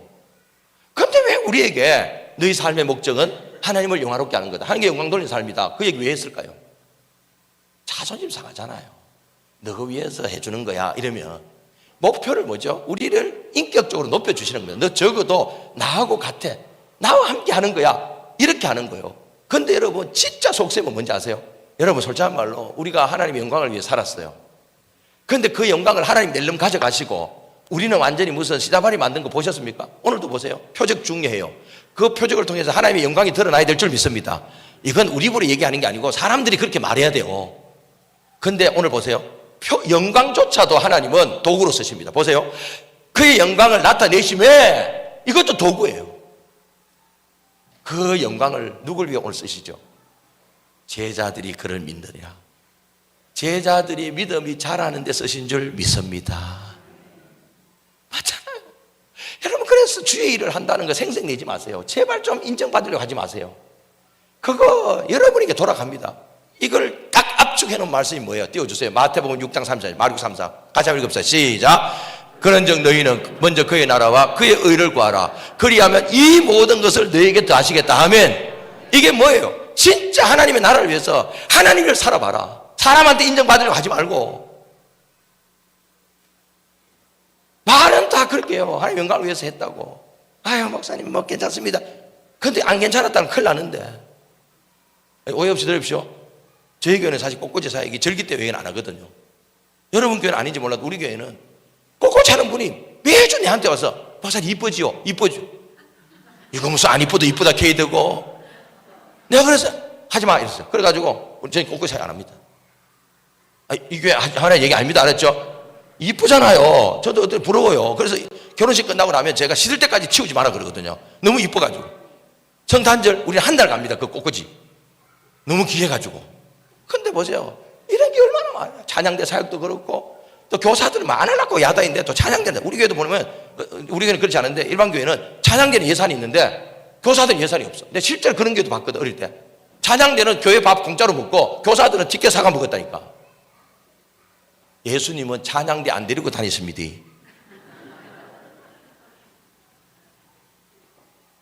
여러분 보세요. 주님은 그 영광조차도 우리를 위해 쓰십니다. 그래서 여러분들 진짜 여러분 모르겠어요. 뭐 부모 잘 만나가지고 또 뭐 머리 좋아가지고 본인 스스로 잘 먹고 잘 살 수 있는 분은 그래 사세요. 그러나 저처럼 진짜 흑수저들 있잖아요. 영적으로도 뭐든 우리가 살 길은 딴 거 없습니다. 그의 나라와 그의 의를 구하면 하나님께서 반드시 채워주실 줄 믿습니다. 저희 교회 놀라운 일이 뭔지 아세요? 우리 장로님들 65세 이렇게 다 넘어가도요, 한 분도 지금 일을 하지 않는 분이 없습니다. 정말 분명히 그 회사에서 다 잘려야 되는데 희한한 방법을 하나님께서 일을 좀, 우리 장로님들 스스로 놀래요. 목사님, 우리 교회 장로님들은 다 일을 하고 있다는 거예요. 왜 그럴까요? 영혼권의 재산도 돈이 필요한데 하나님께 직장을 끊겠습니까? 제 얘기를 한번 해볼게요. 제가 진짜 그래서 저는 지금도 누구 때문에 열심히 이렇게 하냐. 저 오늘 여러분 설교, 여러분 교회 은혜 받기를 바라는 마음이 있어요. 근데 사실은 제 하늘 상급 때문에 그래요. 제 아내하고 제가 목사들의 문제가 뭔지 아세요? 칭찬 다 받아요. 대접 다 받아도. 그러면 도대체 하늘 상급이 뭐가 있겠어요?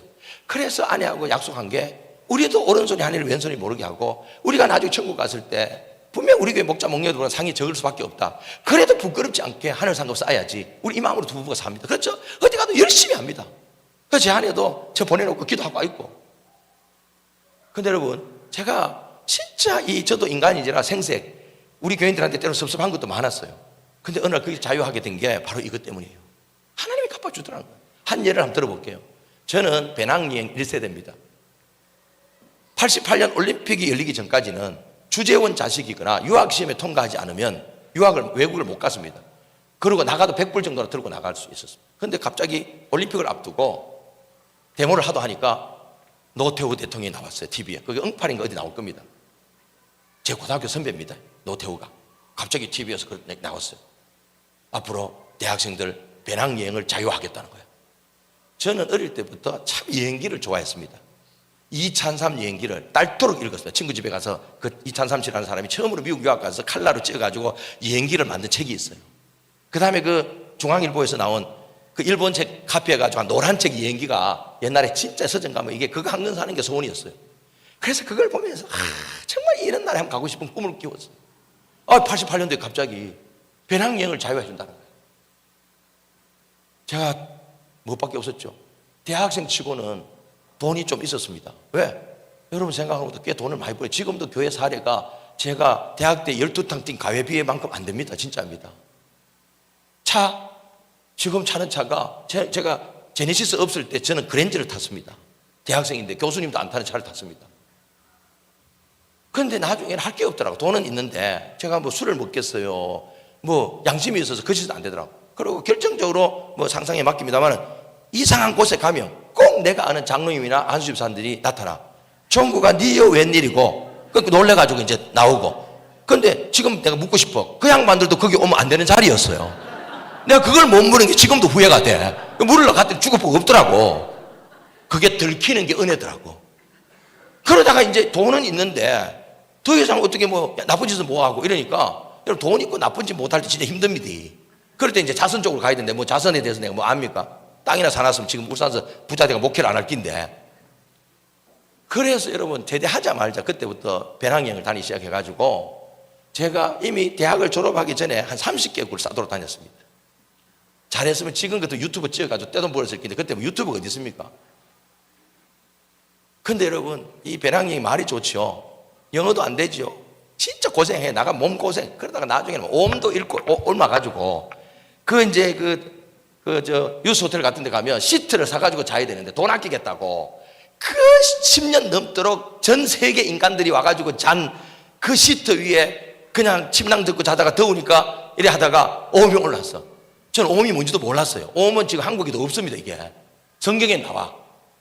근데 기차만 타면 뜨뜻한 데 앉으면 건지러워. 그래서 끌고 자꾸 사타구니 끌고 그래서 이게 심각해. 그래가지고 한국에 와서 물었더니 오음이라는 거예요. 이걸 어디서 오는 거예요? 오음은 지 혼자 못 움직입니다. 의사 선생님도 계신지 몰라도 이렇게 끌고 이거 한번 끌고 이제 여기 또 벌개치고 이제 이래 되는 거야. 죽다 살았습니다. 제 옴 때문에 돈 잃고 서리도 당해보고 목숨도 위험한 적도 있고요. 지금이야 뭐 한국을 다 알지만은 그러다가 제가 27살에 은혜를 받고 목사가 되고 이러면서 갑자기 하나님께서 2014년도 제가 이따 얘기를 좀 하겠지만 2014년도부터 제가 이상하게 집회가 많이 열렸어요. 하나님께 길을 그래서 해외 집회도 많이 가게 됐어요. 근데 제가 버킷리스트가 좀 있었어요. 그 중에 하나가 뭔지 아세요? 제가 톨스토이를 참 좋아했습니다. 어떻게 그 사람이 그 시대에 예수를 믿고 전 재산을 팔아서 구제할 수 있을까? 정말 그 양반의 소설을 읽고 있으면 너무 놀라웠어요. 그래서 제가 막연하게 러시아에 가서 톨스토이 생가에 한번 가보는 게 꿈이었어요. 그 대저택이거든, 그 양반 집이. 그냥 막연하게 이 꿈속에 있었어요. 그런데 2016년도인가 러시아에서 선교사님 한 분이 연락이 왔어요. 목사님, 선교사 자녀들이 이렇게 얘기 많은데 그때 전쟁 나기 전입니다. 목사님 오셔서 설교 한번 해주면 좋겠다. 그러면서 묻지도 않았는데 밑에 써놨어요. 혹시 목사님 러시아에서 가고 싶은 곳이 있으면 말씀하시면 저희가 보여드리겠습니다. 여러분 해외 집회의 좋은 점 뭔지 아세요? 비행기표 보내줘, 재워줘, 구경시켜줘. 제가 그랬어요. 이게 될지 모르겠는데 제가 톨스토이를 좋아합니다. 톨스토이 생가를 한번 가보고 싶은데 가능하겠습니까? 다른 건 필요. 저는 여러 군데 보는 거 별로 안 좋아합니다. 그냥 한 군데 한 놈만 때려잡아요. 저는 많은 교회 가는 것도 싫어요. 여러분 교회 하나가 제대로 된 교회 되기를 진심으로 소망합니다. 진짜입니다. 사진 한번 보여주세요. 모스크바에서 왕복 6시간 직진 달려가니 톨스토이의 무덤이 있었어요. 그 대저택과 그 대지주였기 때문에 그 농장이 그대로 다 남아있어요. 여러분 한국인 중에 아마 톨스토이 무덤에 꽃 한 송이 바친 사람은 어쩌면 제가 유일할 겁니다. 보통 가도 구경은 해도 꽃을 바친 사람은 제가 거기서 한 두세 시간을 머물렀는데 진짜 대화하는 느낌이었어요. 그때 얼마 있다 휴테치 노래가 나훈아 씨의 테스 형이었어요. 나오나는 테스를 부르짖지만 저는 토이 형을, 톨스토이의 토이, 정말 여러분 영혼의 대화를 한 느낌이었어요. 정말 마치 이런 느낌이에요. 형, 그때 왜 그러셨어요? 그때 재산 팔아가지고 마누라한테 쫓겨났을 때 기분은 어땠어요? 이야, 이게 막 전해지는 거야. 정말 저는요, 아마 제가 볼 때 천국 가면 예수님이 제일 먼저 마중 나오겠지만 그 뒤에 나는 톨스토이 형님이 따라 나올 걸 확신합니다. 어이 박 목사 반갑다. 왜 제 집회 갈 때마다 이 사진 보여주고 톨스토이 형님 얘기를 하고 있기 때문에 내가도 안 반갑겠습니까? 자기 팔아주고 있는데 지금. 여러분, 그때 이후로 제가 제 돈 써가면서 다닌 나라가 한 30개 됐는데 교회에서 섬겨주는 돈으로 여행한 나라가 한 20개국 됩니다.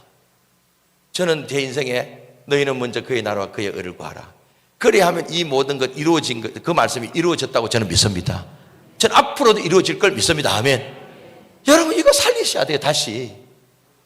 그러면서 여러분, 오늘 주님께서 뭐라 하죠? 제자들이 그를 믿으리라. 이게 무슨 소리냐? 여러분 보세요.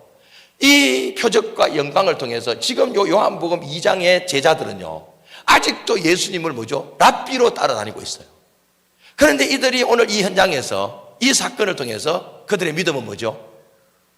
야, 이분이 어쩌면 다른 랍비들과 좀 다르다 하는 믿음으로 한 걸음 더 나아갔을까, 안 나아갔을까요? 하나님은 당신의 영광조차도 우리에게 준 표적을 나 혼자 먹고 은혜 받으라고 쓰기를 원치 않고 누군가에게 하나님을 더 한 걸음 더 믿는 데 쓰기를 원하시는 줄 믿으시기 바랍니다. 그러면 나도 살고 그 사람도 사는 줄 믿습니다. 아멘. 세 번째, 여러분들 마지막으로 주님의 관심은 어디 있냐? 여러분 보세요. 가정을 세우고 싶지요. 나를 통해서 표적도 나타나고 하나님의 영광이 드러나고 그 영광 때문에 누군가가 예수를 믿고 제자가 되는 삶을 살고 싶은 줄 믿습니다. 그리고 살아야 됩니다. 이게 주님께서 우리에게 은혜 주신 목적입니다. 아멘. 자, 그런데 그 모든 것의 시작은 내가 먼저 물이 포도주 되는 것처럼 질적인 변화를 경험할 때부터 시작되는 줄 믿습니다. 여러분, 이건 분명한 사실입니다. 자식 바꾸고 싶습니까? 부모가 진짜 바뀌어보십시오. 바뀝니다. 우린 교회가 그걸 경험했습니다. 네? 제가 여러분 청소년 사역자였습니다. 근데 어느 날 우리 첫째 아이가 아버지 잘못 만나가 초등학교를 3군데 옮겨 다니고 미국 갔다가 캐나다 갔다가 한국 와서도 초등학교를 3번 옮겨 다니고 얘는 굉장히 안정적인 애였어요. 저는 좀 모험적인데 우리 아내를 닮아가지고 문제가 생겼어요. 그걸 잘 몰랐어요. 저는 대학을 입학시켜놨는데 학교에서 연락이 왔어요. 자살 고위험군이라. 언제 얘는 죽어도 이상하지 않으니 치료를 받으라. 군대 입영 날짜 받아놨는데 그때 제 아내가 했던 말을 잊을 수가 없어요. 여보, 당신이 나름대로 최선을 다해서 살아온 거 알아요. 그런데 내가 본 당신은 목회는 열심히 배워서 하나님 원하는 목회를 만드는데 당신은 깨어진 가정에서 자랐으면서도 당신의 가정에 대해서 성경적인 방법이 뭔지를 몰라요. 당신이 적어도 이걸 일찍 깨달아서 우리 가정은 멋진 가정이 됐을 겁니다. 그런데 이 사건이 우연이 아닌 것 같으니 당신이 만약에 교인들 중에서 자녀가 문제가 생겼을 때 그때 어떤 식으로 처방을 내리고 권면을 하는지 그대로만 당신이 해주면 좋겠다는 거예요. 그러면 우리 가정은 한번 살 겁니다. 정신이 번쩍 들었어요. 그리고 제가 진짜 내 자식이라 생각 안 하고 남의 집 자식이라 생각하고 제가 진짜 성경이 가르치고 전문가들이 가르치는 대로 제가 순종했습니다. 그래서 그 아들이 6개월 만에 딱 회복이 되고 그리고 군대 가가지고 얼마나 열심히 했는지 군대에서 연락이 왔어요. 말뚝밖에 할 생각 없냐고. 홍천에서 근무했는데 그리고 그 아들이 신학교까지 갔습니다. 여러분, 내가 먼저 바뀌어야 자녀가 바뀌고. 여러분, 와이프 여기 진짜 권사님들이나 아내들 죄송합니다. 남편이 찌질해가지고 보통 이제 남편이 바뀌지 뭐 좋은데 보통 아내가 먼저 이제 영적으로 이렇게 예민해서 아내들이 은혜를 더 받아요. 억울하지만 아내는 아내가 바뀌면 됩니다. 남편부터 바뀌면 됩니다. 여러분, 이미 여러분 교회는 목장이 편성되어 있죠. 영혼 구원, 제자 만드는 거 우리가 할 것 같죠? 아닙니다. 일시적으로는 사람 보고 모입니다. 그런데 하나님이 역사하셔야만 영혼구원도 일어나고 제자 되는 줄 믿으시기 바랍니다. 여러분 교회도요, 그릇이 되니까 이만큼 보내준 겁니다. 사실은. 여러분 제가 이거 20년 목회하면서 확실히 경험한 게 뭐냐, 그릇이 준비되지 않으면 하나님 보내지 않습니다. 왜? 보냈다거나 아까운 영혼 죽는데 딱 보고 부리기 쉬운 종, 저기 보내면 요 영혼 책임져 주겠다, 거기 보내는 겁니다. 교회도 마찬가지고. 그래서 내가 변해야 돼요. 어떻게? 물이 포도주가 바뀌는 것처럼 질적인 변화를 경험하시기를 부탁합니다. 자, 성경 한 구절 읽겠습니다. 여러분 오늘 보시면 보세요. 우리는 그래서 하나님의 관심은 어디에 있다? 변화에 있습니다. 여러분 회복을 변화로 착각하면 안 돼요. 많은 분들이 이제 이 은혜가 다 있던 분들이라서 이런 집회를 하고 나면 변화인 줄 알아요. 아닙니다. 그건 회복입니다. 회복은 옛날의 믿음 단계까지 올라간 거예요. 변화는 지금 여기서 말씀하시는, 이제부터 말씀하시는 것에 순종해 나가는 거예요. 근데 제가 가만히 목회를 하면서 성경을 보면서 변화에는 어떤 영적인 원리가 있다는 걸 제가 알게 됐어요. 이 본문에도 그게 나와요. 첫 번째, 결핍을 인정하셔야 돼요.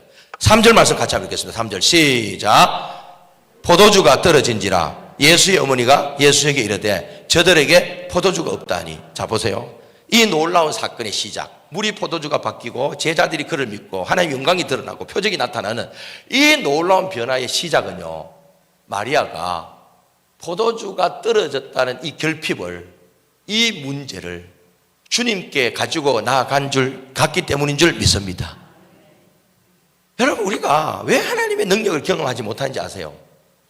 자신의 결핍을 감추기 때문에 그렇습니다.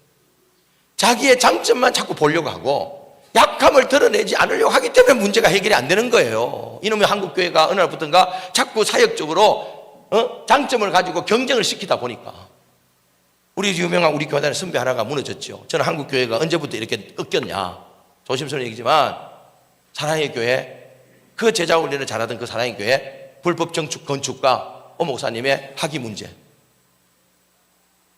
그 다음에 젊은이들 영혼을 그렇게 휘어잡았던 전모 목사님의 그 스캔들, 세 번째 명성교회 세석, 그 다음에 정강훈 목사님의 말씀보다 정치 이념 위에 있는 거, 이 네 가지가 한국교회를 일제시대 때보다도 더 어렵게 만들어버렸습니다. 여러분 솔직히 아멘 사람들 물어보세요. 통일교하고 신천지하고 개신교하고 똑같이 봅니다. 여러분 여기 불편하신 분이 아니요, 우리 이념은 그냥 선택입니다. 투표할 때 선택하십시오. 그냥 교회는 하나님의 말씀이 지배해야 되는 줄 믿습니다. 원래 정권은 바뀌는 거예요. 우리 교회도 재미난 게 뭐냐면 한 번은 보수에서 대통령이 되니까 젊은 애가 분노를 일으키더라고. 야, 원래 그게 투표가 그렇게 가는 거야. 또 보수에 있는 어른들은 이쪽에 넘어가면 죽는 줄 알아. 그래서 예배 시간 우리 이런 적도 있습니다. 자, 이번에 보수의 대통령이 되었습니다. 자, 진보 축하합니다 한번 합시다. 그래서 그렇게까지 내가 시켰다니까. 그래서 보수 어른들 보고 자, 이쪽 거 한마디 하십시오. 다음에 잘해 한마디 하자. 근데 왜 이렇게 어렵나 이 교회는? 이게 다 태극기밖에 없나? 여러분 우리는 그건 하나의 선택지일 뿐입니다. 아멘. 교회가 지금 옛날에는 얼마나 좋아서 이런 일을 누가 했죠? 기장이 다 해줬어. 그래서 장로교 안에서는 세대 간의 갈등이 없었어요. 근데 한국교회가 지금 이렇게 되어버렸습니다.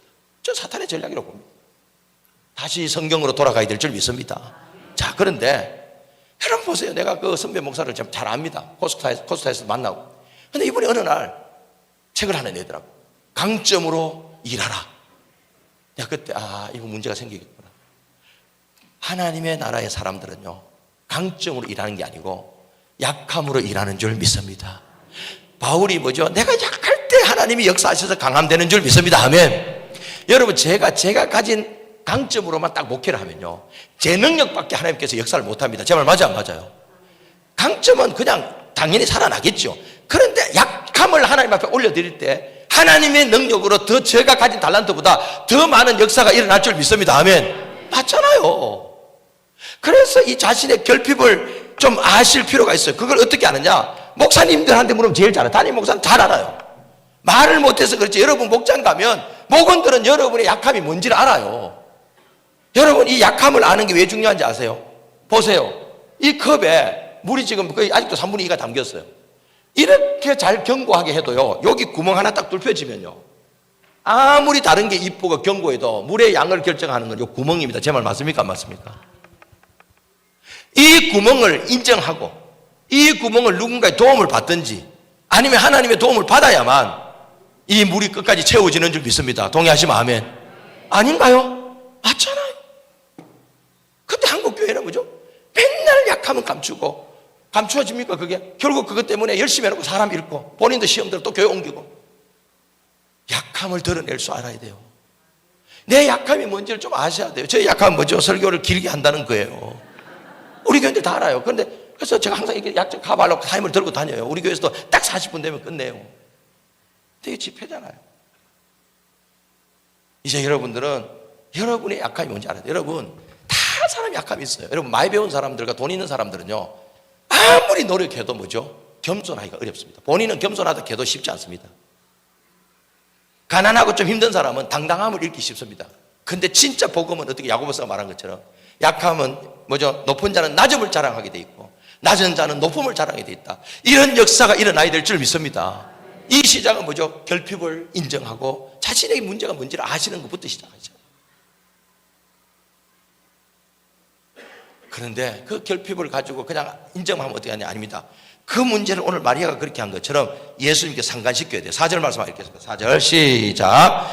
예수께서 이러시되 여자여 나와 무슨 상관이 있나이까? 내 때가 아직 이르지 아니하였나이다. 자 보세요. 그랬더니 예수님 뭐라 그러죠?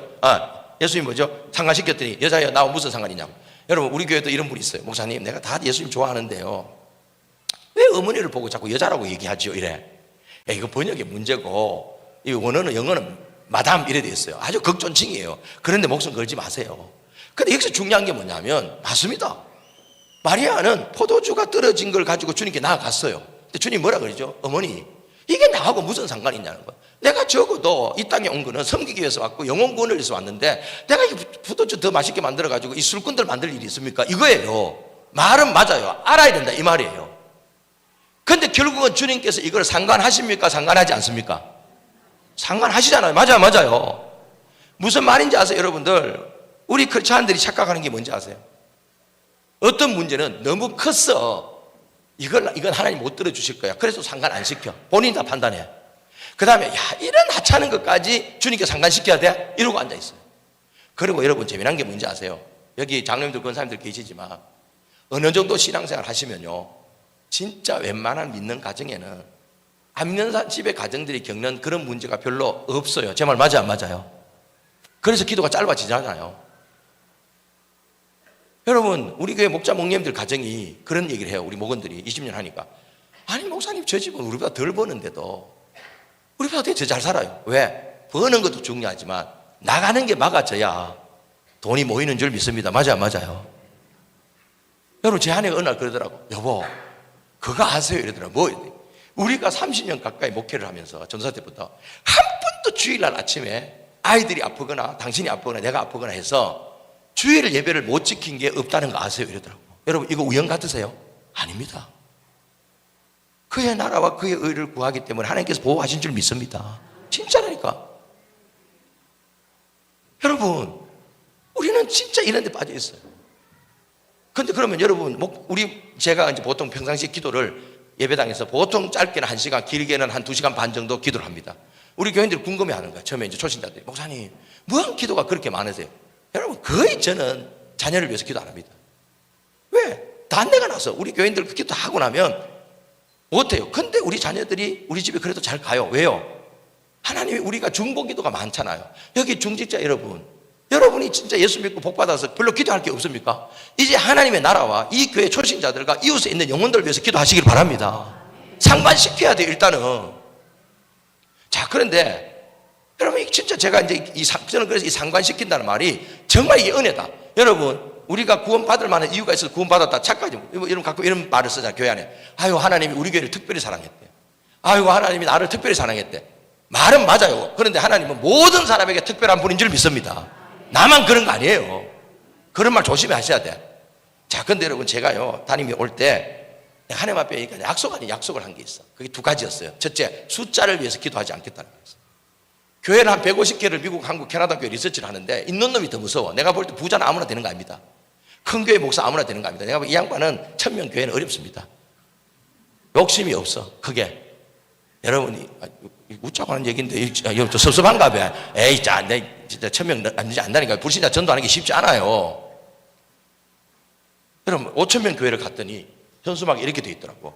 10,000명 주옵소서 이렇게 돼 있더라고. 10,000명 교회에 갔더니 20,000명 주옵소서 이렇게 돼 있더라고. 내가 그때 알았어요. 있는 놈이 더 무섭구나. 큰 교회도 아무나 하는 게 아니구나. 그래서 제가 난 숫자를 위해서 기도하지 않겠다. 주보에도 그 숫자 내지 말고, 그 다음에 내가 교인들의 헌금을 보지 않겠다고 약속을 했어요. 저 때문에 내가 헌금을 보고 있으면 헌금 많이 한 놈은 내가 두 손을 잡을 것 같고, 할 만한 놈이 안 가면 악수도 안 할 것 같고, 막 내 이 분노, 저는 감정이 얼굴에 많이 나타나거든요. 그래서 목회를 시작했어요. 근데 여러분, 제가 70명 교회에 왔습니다. 100명은 넘길 자신이 있었어요. 인간적으로. 왜? 저는 3명 데리고 100명을 넘겨봤거든요. 청소년들. 유학할 때는 20명 데리고 100명을 넘겨봤어요. 저는 100명은 자신이 있었어요. 근데 1년이 지나도 2년이 지나도 100명이 안 넘는 거야, 청장년들이. 심지어 99명까지도 가봤어요. 근데 그 다음날 한 가정이 교회 떠났다 하더라고. 미치겠는 거예요. 여러분, 우리 장로님이 저를 청빙할 때 그랬거든요. 목사님, 부흥 한번 시켜주이소. 나를 밟고 지나가도 좋으니 부흥 좀 시켜주이소 해왔는데, 이렇게 하다 결국 내 스스로가 사표 내겠더라고. 여러분, 목사는 뭐니 해도 숫자 안 늘면 쫓겨나게 돼 있거나 지가 나가게 돼 있어. 근데 여러분, 제가 그때부터 주로 다니면서 설교했던 게 이거예요. 뭐든지 상관시켜라. 근데 나는 상관이 안 되는 거야. 왜? 그때 우리 기도실이 새벽 기도가 요만한데 내가 기도하면 다 들려. 또 벨랑 권사님들이 또 소문낼 거 알아. 설교 시간에 저는 숫자 열심히 기도 안 합니다 이랬는데, 제가 그래서 하나님 100명 넘겨주이소 이러면 봐라 지 약속도 못하는 게 저 또 이러면서 방모서 소문낼 인간들이 있었다니까. 미치겠는 거예요. 이게 뭔가 이게 하나님께서 말씀하시는 게 있는 것 같은데, 근데 어느 날 새벽 기도를 나오는데 하나님이 어떤 마음을 주시냐면, 너 왜 그걸 자꾸 한국말로 하려고 그러노? 네 유학 파이가 영어로 하면 되지. 이 마음을 주는 거야. 맞더라고. 하나님은 다 알아들으실 거 아니에요. 그래서 그날 새벽에 나와서 기도를 했습니다. 설교하고 이제 앉아가지고 불 꺼놓고 이제 음악 나오는데, Oh Lord, 100 people please 이렇게 됐어요. 그때 왠지 내가 준익이 들어가지고 내가 생각해도 너무 소리가 작았어. 못 알아들으실 것 같더라고 하나님이. 그래서 저도 모르게 Oh Lord, 100 people please 제가 이랬어요.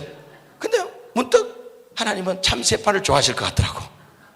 3번 해야 될 것 같더라고. 그래서 저도 모르게 그때는 Oh Lord, 100 people please 이랬는데, 그때 막 제가 눈물이 터지면서, 제가 웬만해서 눈물이 없거든요.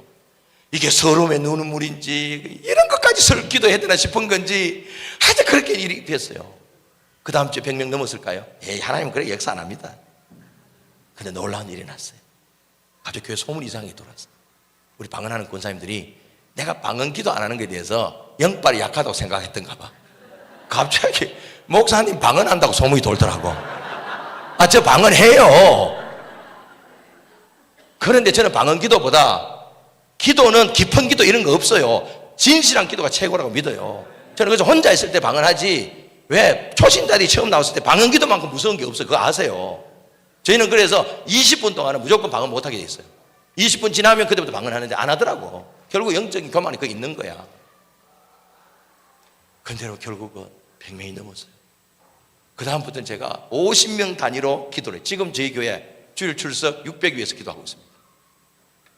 그때 하나님께 제게 주신 마음이 이거였어요. 야, 박모사, 네가 뭔데 어떤 것은 기도로 상관시키고 뭐는 니는 진짜 필요한 게, 니는 숫자를 기도하는 거야. 니는. 여러분, 사람마다 진짜 상관시켜야 될 것이 있는 줄 믿습니다. 그 다음 또 하나 얘기할까요? 제가 오니까 우리 교회가 마이너스 통장을 쓰고 있었어요. 말이 좋아 마이너스예요. 그러니까 매달 3천만 원에서 4천만 원 적자야. 근데 이렇게 갔다가는 교회 운영이 안 되겠더라고. 그래서 제가 기도했죠. 하나님, 이거 안 됩니다. 제 재정을 정말 하나님 축복해 주시든지 아니면 뭔가 특단의 조치가 필요합니다. 하나님. 그래서 제가 장로님하고 의논해가, 장로님 마이너스 통장 없애깁니다. 그리고 선교사들 송금하시고 부교육자 주고 저는 늦어도 되니까 우리 한번 기도를 나가고 봅시다. 이러고 진짜 몇 달 엄청 고생했습니다. 근데 어느 날 새벽 기도에 우리 교회 부임했을 때 젊은 여자 하나가 하면 저거 애가들이 문제가 아니고 다른 애들이 뭐 자기 애들은 착하고 욕도 안 하는데 나머지 애들은 어떻고 완전 완벽주의 여자가 하나 있었어. 제가 도저히 안 되겠다고 불러서, 집사님, 제가 볼 때는 아이들 분명히 문제 있는 거 맞지만 이게 교회입니다. 집사님 이렇게 계속 가면 함께 할 수 없으니 집사님 내가 미안합니다. 집사님 얘들 키울 수 있는 그런 교회 찾아가는 게 유익할 것 같습니다. 제가 그래서 보냈어요. 근데 그 여자가 나타난 거예요. 몇 년 만에. 그래서 새벽기도 마치고 제 방으로 가는데 따라오더라고. 목사님 오랜만입니다. 잠깐 드릴 말씀이 있대. 왜요? 이랬더니 봉투를 2개 내놓는 거예요. 이게 뭡니까? 이랬더니 애들 데리고 그 사이에 필리핀에 조교학을 가가지고 영어 공부하시겠다고 간 거야. 그 간 사이에 신정사동이라는 주택단지에 집이 하나 있었는데 이게 재개발에 들어가면서 6억을 남긴 거야. 그 11조 6천만 원이라는 거야. 그래서 이건 뭡니까? 그랬더니 이 6천만 원에 은행에 넣어놨더니 생긴 이자라는 거야. 그러니까 완벽주의가 좋은 점은 11조를 떼먹지 않고 소수점 이하도 떼먹지 않습니다. 저는 뭐 보통 땜뿌립니다. 내림을 좋아하는데 저 그때 완전히 무슨 경기한 줄 알았어요. 저는 사실은 그런 하나님을 잘 안 믿었거든요. 저는. 그래서 내가 이걸 왜 우리 교회에 갖고 왔냐 이랬더니 필리핀에 있을 때 기도를 했대요. 하나님 이걸 내가 지금 나갈 필리핀 한인교회에 헌금을 해야 될지 아니면 한국에 돌아가서 다운교회는 올 생각, 지금도 우리 교회는 아닙니다. 다른 교회도 아닙니다. 그 정한 교회를 가야 될지 기도만 하면 자꾸 다운 공동체 교회 박목사하고 우리 교회가 떠오르더라고요. 그래서 이 교회 여러분 그때 이후로 저희가 그걸로 마이너스 3, 4천만 원 다 갖고 지금까지 건축을 그렇게 70여개 넘는 건축도 하고 했지만 한 번도 저희들이 주일날 헌금이 모자라가 재정이 문제가 생겨가지고 일을 못한 적이 없습니다.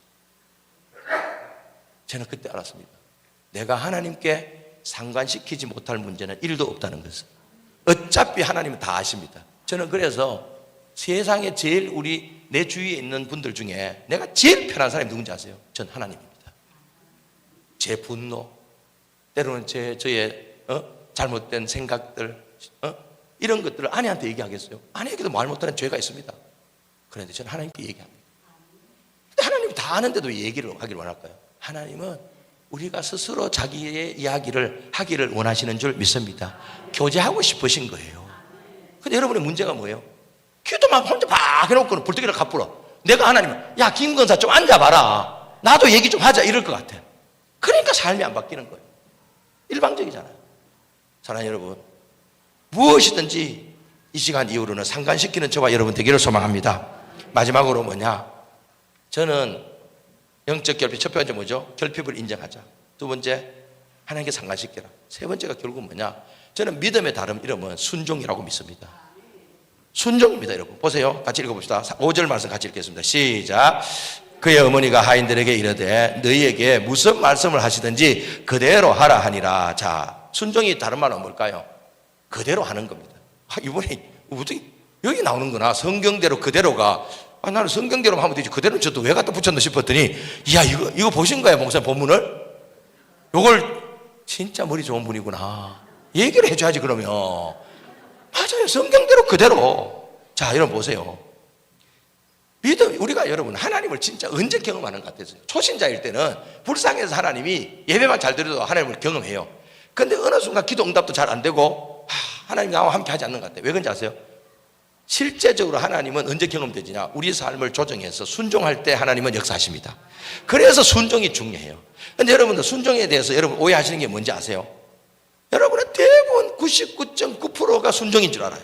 7절 말씀 같이 한번 읽겠습니다. 7절 시작. 예수께서 그들에게 이르시되 항아리에 물을 채우라 하신즉 아기까지 채우니. 여러분 여기 보세요. 첫째, 순종은 내가 할 수 있고 동의되는 게 아닙니다. 물을 아기까지 채우래요. 여러분 이게 말이 돼요? 상식적으로 생각이 안 돼요. 근데 어디까지 채우라? 아기까지. 아기가 뭐예요? 아구탕이에요. 이빠이. 제가 여러분 일본에 가서 설교를 했어요. 저는 어느 교회를 가도 처음 가는 교회는 반드시 이 설교를 합니다. 일본에 가서 성령사님 사모님이 얼마나 일본어를 잘하든지 통일성교를 하는데 제가 설교 준비하면서 물어봤어요. 사모님, 이 아기가 일본말로 뭡니까? 이랬더니 목사님 아실걸요? 이랬더니 뭐예요? 이빠이라는 거예요. 이빠이. 그러더니 사모님이 목사님 다른 뜻도 있습니다. 이랬더니 뭐예요? 만땅. 나 만땅은 중국말인 줄 알았어. 이빠이 만땅 다 일본말이래. 그래서 내가 뭐가 다릅니까? 이랬더니 이빠이는 작은 항아리, 만땅은 큰 항아리. 그래서 이게 큰 건지 작은 건지 모르니까 어떤 성경에는 일본어 성경에 이빠이로 되어 있고 어떤 만땅. 여러분 이빠이 만땅이 뭔지는 알죠? 여기 70 넘으신 분들, 가난을 경험하신 분들은요, 주유소 가면 요새는 다 자율주유지만 옛날에 주유소 알바들 있을 때는 어떻게 하죠? 야 이빠이 넣어라, 만땅 넣어라 이러잖아. 그래서 어떻게 되죠? 떡 넣어놓으면 기계적으로 탁 멈추는 순간이 있어요. 거기에 뺐다가는 어떻게 되죠? 그냥 10원짜리 100원짜리 욕이 나옵니다.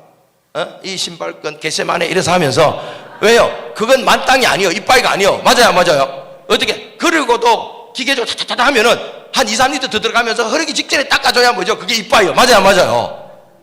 그게 이빠이요. 그게 만땅이고 그게 순종이요.